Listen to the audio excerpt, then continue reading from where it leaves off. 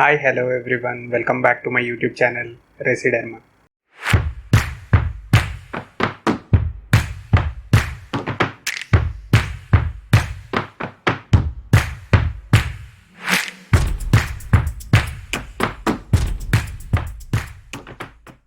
For those who are new to this channel, I am Dr. Ram Sishrut and I am a dermatologist from Hyderabad and I make a lot of educational content on dermatology. Please like, share and subscribe to my channel and don't forget to hit the bell icon because if you hit the bell icon, you'll get the updates as soon as I post the videos. Today's topic is on anatomy of hair and its applied aspects. I have divided this video into two parts.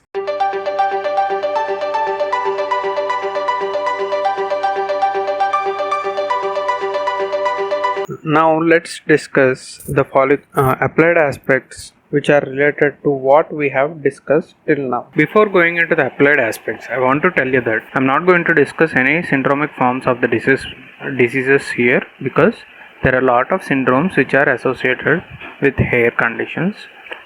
So let's discuss only the conditions which are non-syndromic and related with hair. The first comes is atrichia. Atrichia is of two types, atrichia congenita and atrichia with papules. These both conditions are autosomal recessive and there is a mutation at the location of 8th chromosome at 8p21.3. The gene is HR gene.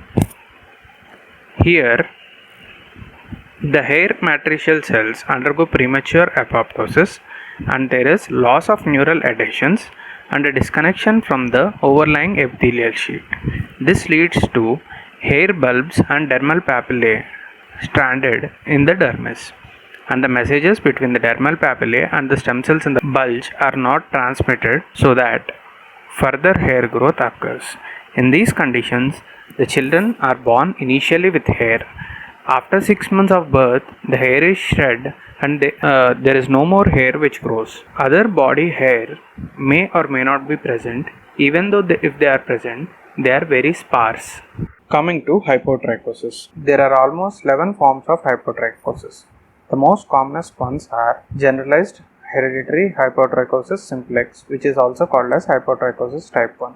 It is inherited in autosomal dominant fashion. In this condition, there is generalized hypotrichosis which progresses from childhood with sparsing of eyebrow, eyelashes and even facial hair.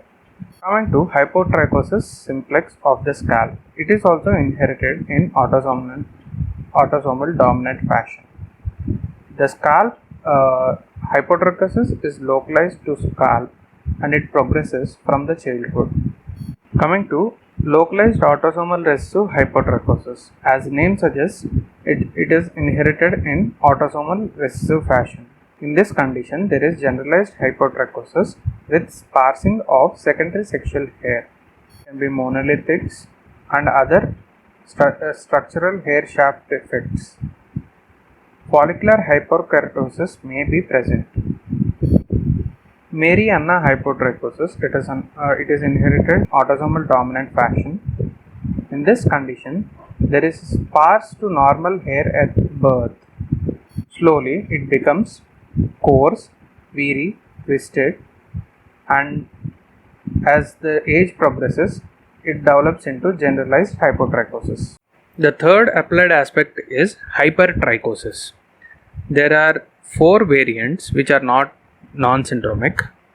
Hypertrichosis universalis congenital or Ambras type. It is inherited in autosomal dominant fashion. There is excess villous hair growth which involves entire body surface.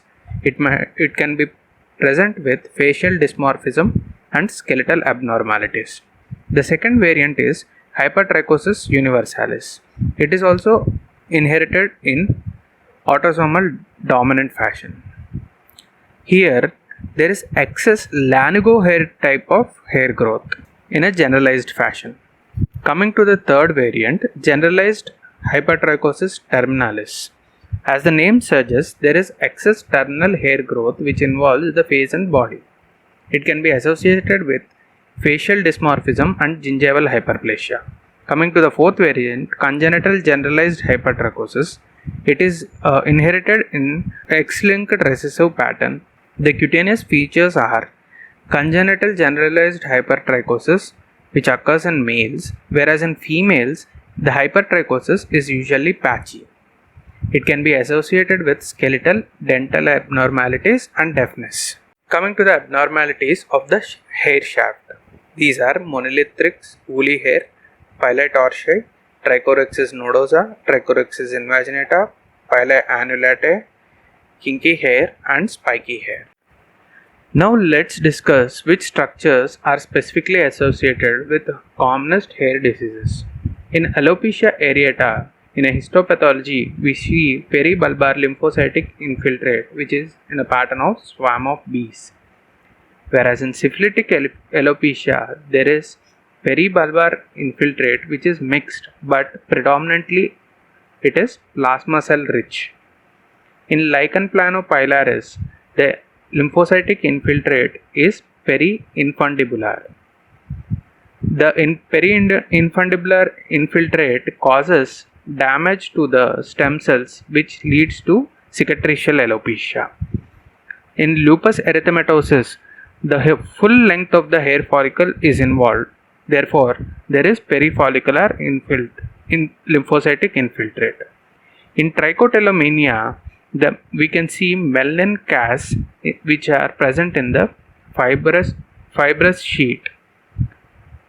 The shaft of the hair follicle is split with red blood cells in it, which is called as hamburger sign. We can also see trichomalacia. In androgenetic alopecia, the size of the bulb is smaller and located in the dermis. The erector pylori muscle is also absent in chronic cases of androgenetic alopecia. These are the benign follicular tumors which occur from the specific part of hair follicle. They can be broadly divided into tumors arising from infundibular or isthmic differentiation, tumors derived from abnormal germinative cell differentiation, tumors arising from abnormal matricial cell differentiation, and tumor arising from mesenchymatous follicular differentiation. Please go through this slide and try to remember as many as possible. Now let's discuss little clinical aspect. For during laser hair reduction, alexandrite, ruby and PDL act more on villous hair. The diode laser, which is a diode 808, acts on intermediate hair, and long pulsed Nd:YAG usually acts well for terminal hair. In a triple wavelength laser, which is recently evolving, there are three different types of lasers, which are usually alexandrite 755, diode 808 and long pulsed Nd:YAG in a single probe, which help in targeting all the three types of hair. How do cosmetics and chemical treatments damage the hair shaft? Hair shaft is hydrophobic due to the presence of 18-methyl eicosanoic acid and other free fatty lipids. Removal of this fatty acid leads to hydrophilicity. This leads to absorption of water, which causes the shaft swelling and the shaft gets damaged. During repeated chemical treatments, the hair becomes frizzy, tangled and finally leads to hair breakage. There is weathering of the hair follicle, which is seen microscopically. This is progressive degeneration which occurs from the root till the tip.